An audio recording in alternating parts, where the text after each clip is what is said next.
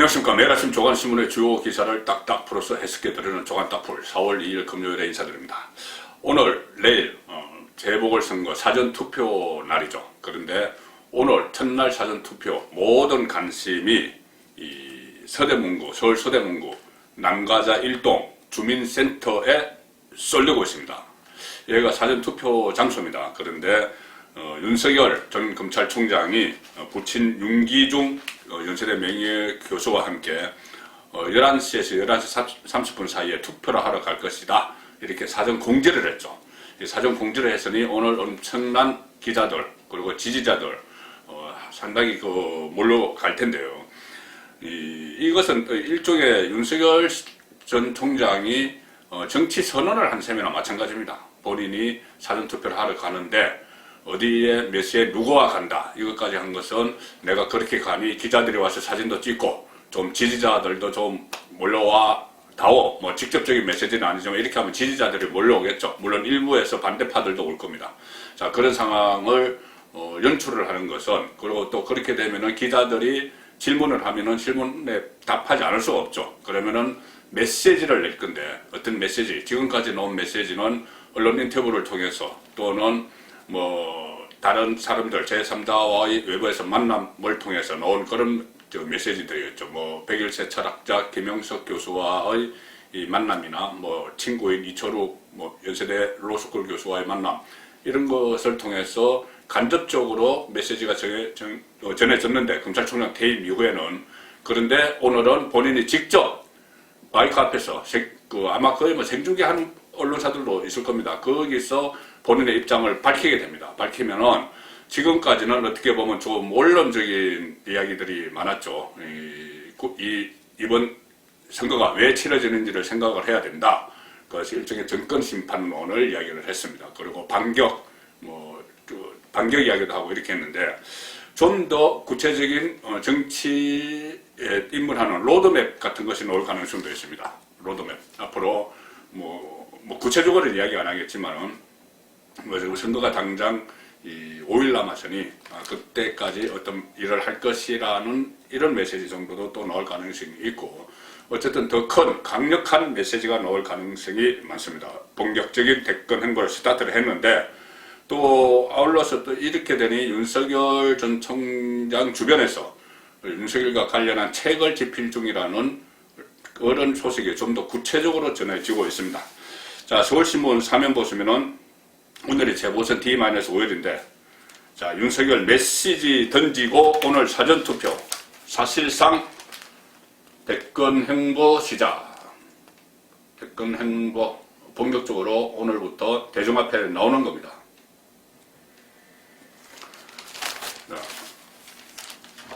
지난달 4일 사퇴했죠. 그리고 거의 치과를 하다시피 했습니다. 자택에서. 그런데 대외 활동에 나서는 건 오늘이 처음이고, 사실상 대권 행보를 본격화한 것이다. 이런 해석이 나옵니다. 특권을 통해서 일정까지 공개를 했기 때문에 윤석열 전 총장은 투표 후 취재진의 질문도 피하지 않을 것으로 보인다. 그렇겠죠. 그래서 어떤 발언이 나오느냐에 따라서 대권 행보의 윤곽이 드러날 예정이고, 그전 인터뷰에서 정권 심판 이렇게 규정을 했기 때문에, 이번 보선의 성격을 그렇게 규정을 했기 때문에 곧바로 사전투표 일정을 외부에 흘린 건 철저히 계산된 고도의 정치행위다. 이런 분석이 나오는 겁니다. 그리고 또 이것이 한편으로는 국민의힘을 지원 사격하는 것이라는 이런 풀이도 있습니다. 왜 그러냐면은 지금 계속 이 여론조사에서 서울시장, 부산시장 다 국민의힘이 앞서는 걸로 나오지만은 이게 조직투표로 가면은 보궐선거이기 때문에 공휴일이 아니죠. 그리고 사전투표도 있고 하지만은 투표율이 낮게 되면은 조직 동원력이 강한 민주당이 역전을 할 수도 있는 그런 틈새를 주기 때문에 아예 보수 또 중도 유권자들도 일제히 투표장에 나가게 하는, 그리고 지금으로서는 가장 효과가 큰 윤석열이 나가서 나는 사전투표 첫날부터 했다. 자, 투표장으로 가자. 정권 심판해야 된다. 이런 메시지를 주기 위해서, 그러니까 국민의힘 후보를 지원하기 위해서라는 이런 해석이 가능한 겁니다. 본인이 이야기했듯이 왜 이 선거가 치러지느냐, 오거돈, 박원순, 또 더 크게는 문재인 정권의 실정 때문에 그 박원순 오거돈이 원인을 제공했고 그것 때문에 정권 심판의 장이 만들어졌다. 자, 그런 이야기를 했기 때문에 투표장에 나가자. 이것은 정권 심판의 필요성을 역설한 것이다. 그렇게 볼 수가 있습니다. 자, 한겨레 신문을 보시면은 이 기사에도 그런 내용이 잠깐 나옵니다. 그 제가 말씀드린 서울신문 기사에도 한 지필 전문 작가가 윤석열에 관한 책을 준비하고 있다. 그런데 이 과정에서 윤석열의 서울대 법대 79 학번 동기들이 돕고 있다. 돕는 것이 뭐 어떻게 따로 같이 집필을 하고 이런 것은 아니고, 이 전문 작가가 집필을 하는 소식을 들은 한 동기가 윤석열의 과거 사진이나 에피소드 이것을 모아보자고 동기회 단톡방에 그렇게 올려서 그 사진들이나 에피소드들이 모이고 있다는 그 이야기입니다. 자, 한겨레 신문은 이것을 윤석열 일대기 이렇게 이야기했습니다. 윤석열 정치선언 임박했나? 대학 동기들 윤석열 일대기 준비. 자, 일대기라고 하기엔 좀 그런데 어쨌든 한겨레 신문은 다소 비판적인 논조로 일대기를 쓴다. 대선 출마하기 위해서. 자, 그런 식의 논조를 하기 위해서 일대기라는 표현을 썼습니다. 윤석열 전 총장이 대선에 본격적으로 뛰어들기에 앞서 측근들이 윤석열 띄우기를 위해 사전 정지 작업에 나선 것 아니냐, 이런 관측이 나온다. 사전 정지 작업이라고 합니다. 그리고 책에는 이 평검사 시절 검찰총장으로 정권과 갈등을 빚은 일, 그리고 유년 시절의 일화까지 두루 담길 예정이다.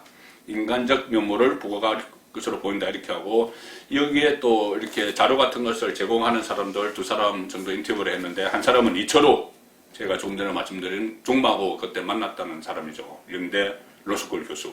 그리고 또 한 사람은 김구철, 한국 KBS 기자 출신인데, 김구철 전 기자도 동기입니다. 서울법대 동기인데 정치부 기자를 오래 했죠.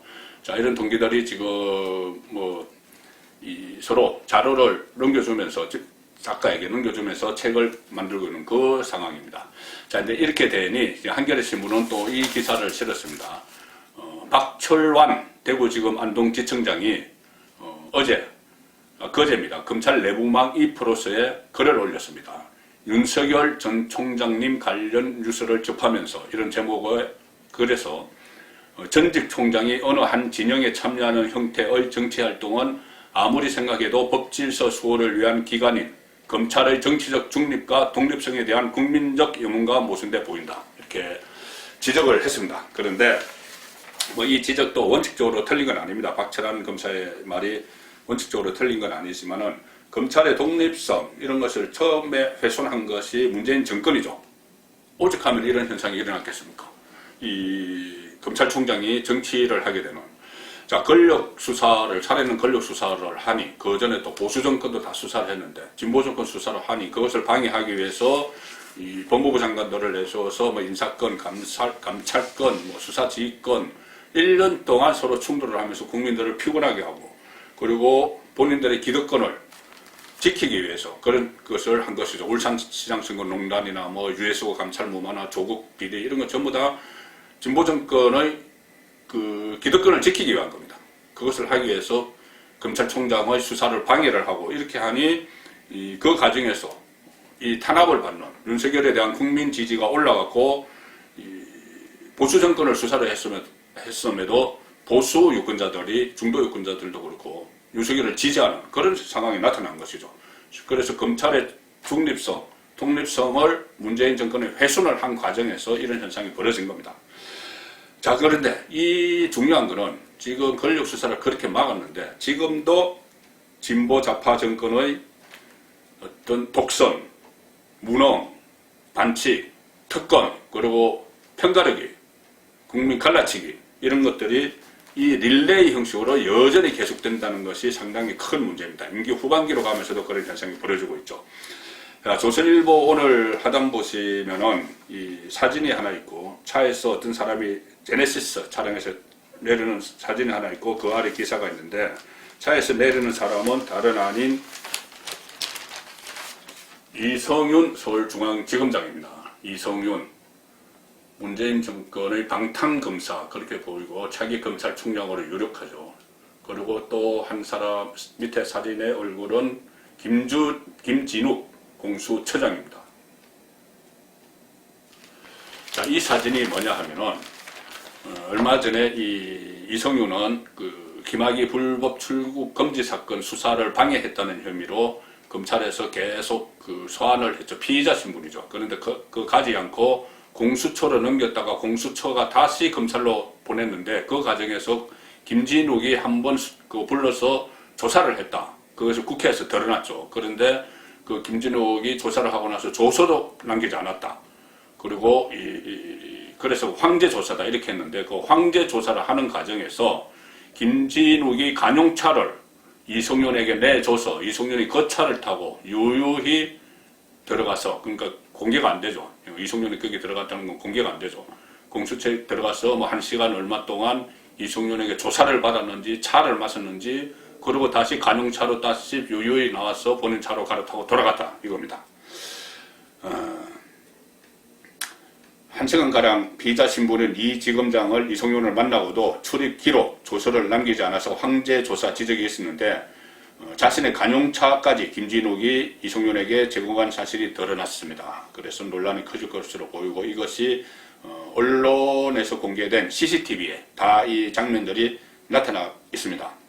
그래서 검찰 쪽에서는 이렇게 이야기합니다. 중요 피의자 경우는 차로 호송해 오는 경우는 있지만 그 차는 수사관의 차지 어떻게 기관장이 차로 모시듯이 데려오는 것은 들어본 적이 없다. 공수처 관용차를 이용하면 출입 기록이 남지 않는다. 더욱이 이 김진욱 처장은 이성윤을 조서도 없이 면담 일시, 장소, 면담자만 기록한 맹탕 면담 보고서만 작성을 했다. 자, 공수처가 출범할 때부터 오히려 권력을 보호하기 위한 것 아니냐. 그러니까 이 고위공직자, 검사, 판사도 마찬가지고 이 수사가 있으면 그것을 공수처가 다 가져가서 지사 선택해서 수사할 건 하고 봐줄 건 봐주고 뭉갤 건 뭉개고 이런 것도 아니냐 했는데 그 첫 1호가 지금 이성윤이 되고 있는 겁니다. 그래서 고위공직자 범죄수사처가 고위공직자 범죄 은폐처가 되고 있다. 또 범죄 면제부처가 되고 있다. 면제부를 주는 그런 비아냥까지 나오고 있고 결국은 권력수사, 뭉개기용으로 공수처가 활용되기 시작했다. 그런 증거가 저는 이 사진 한 장에 상당히 상징적으로 나타났다고 봅니다. 서울중앙지검장, 문재인 대통령과 가까운 경희대 법대 후배, 차기 검찰총장, 딱 공수처장이 모시고 갔죠. 자, 이렇게 진보 좌파 정권의 그들만의 적폐 쌓기 상당히 다양하게 이루어지고 있습니다. 최강욱 열린민주당 대표죠. 민주당 이중대 열린민주당 피고인 국회의원이죠. 조국 아들에게 본인이 로펌에 근무할 때 가짜 인턴 증명서를 발급을 해줘서 대학 입시에 쓰게 만든, 그래서 지금 기소가 됐죠. 그리고 1심 재판에서 국회의원직 박탈형의 벌금을 받았는데 국회의원입니다. 열린민주당 대표죠. 그런데 그때 로펌은 자기들 돈으로 뭐 월급 줬는데 안 줬겠죠. 근무를 안 했으니까. 그런데 이번에는 국민 세금으로 월급을 주는 국회의원회관 비서실에 같은 열린민주당 최고위원 딸을 취업을 시켰습니다. 국회의원회관에는 300명의 국회의원이 있죠. 그리고 국회 사무처 몇 개 부서도 있는데 어쨌든 국회의원들만 하면 300명이고 그 인턴까지 하면 보통 9명에서 10명 사이에 참모진이 있으니 그 국회의원회관에 한 3,000명이 있습니다.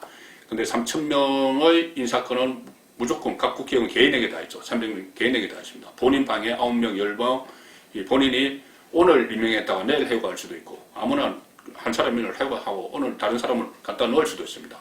그 과정이 있기 때문에 국회의원회관에서는 그 전에 제가 국회에 계속 출입할 때는 그 일종의 그것도 적폐였죠. 서로 아름아름 또 품앗이를 합니다. 품앗이.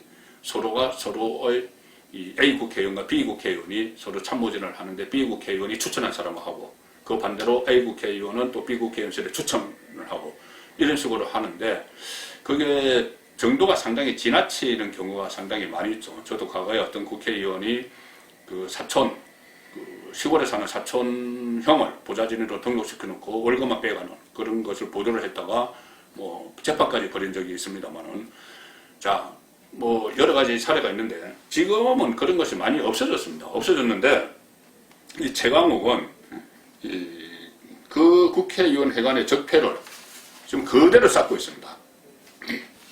세계일보 일면 톱에서 이걸 다뤘습니다. 주진형 열린민주당 최고위원 주진형 복수 국적의 딸이 있는데 미국과 한국 두 가지 국적의 딸이 있는데 그 딸을 최강욱 비서로 근무를 시키고 있습니다. 자, 특혜 취업이죠. 국회의원 직원들은 호봉도 높고 별정직 공무원이지만 호봉이 높습니다. 호봉이 높고 상당히 또 일하는 것도 다른 부처에 비해서 입법기관이라서 행정기관 내 사람들이 좀 맥을 못 쓰는 그런 분위기가 있는 것이죠. 국회 공무원 중 복수 국적으로는 유일하다. 또 부모 찬스. 최강욱이 법사위 소속인데 이 이중 국적자는 보안 같은 것에 문제가 있어서 보좌진 임용 제한 규칙에도 걸립니다. 또 정치권 자녀 또 특혜 지적이 일어났다. 한국과 미국 국적을 모두 가진 딸은 주진영 딸은 국회 사무처 의원실 보좌진을 통틀어 복수 국적자가 임용된 유일한 사례를 만들어가는 것이죠. 새로운 적폐들을 막 쌓고 있는 겁니다. 특히 최강욱은 조국 아들의 인턴 확인서를 허위로 발급한 혐의로 1심에서 의원직 상실 등에 해당하는 징역 8개월, 집행유예 2년을 선고받는 이 특혜와 반칙, 불공정 이것의 상징인데 이번에는 위원회관 적폐까지 본인이 앞장서서 하고 있습니다. 적폐 또 있죠. 김상조, 박주민 이 본인들이 임대차 보호법을 주도를 해놓고 많이 올리지 못하도록 임차인을 보호한다고 많이 올리지 못하도록 보호해놓고 본인들이 갖고 있던 것은 막 전세값 올리고 월세값 올리고 했던 그 사람들인데 자 오늘도 두 사람 이야기가 나오는데 일단 박주민 조선일보 아래 보시면은 이 임차인에게 계속 돈을 올릴 때 그리고 특히 이번에는 본인들이 법안을 만들기 전에 다 좀 있으면 이거 못한다는 걸 알고 많이 못 올린다는 걸 알고 왕창 올릴 때 그때마다 본인들의 살고 있는 집은 평수를 넓혀갔다. 그래서 그것은 평수 넓히려면 돈이 더 필요하죠. 그 돈을 임차인들에게 다 전가를 시켰는데 본인 집이니까 그래서 살기 싫으면 나가라 이렇게까지 할 수도 있겠지만은 그렇지만 본인들이 임차인을 보호한다고 법을 다 만들고 그 법이 시행되면 본인들도 올리지 못하는 걸 알기 때문에 그 전에 다 올린 것. 이것이 적폐라는 이야기입니다. 자, 그래서 결국 윤석열이 이런 호환무치한 정권과 정면 충돌을 하고 그 검찰총장직에서 나오니 국민들이 지지하는 것이죠. 그래서 차기 대권 주자로 떠오르고 있는 겁니다.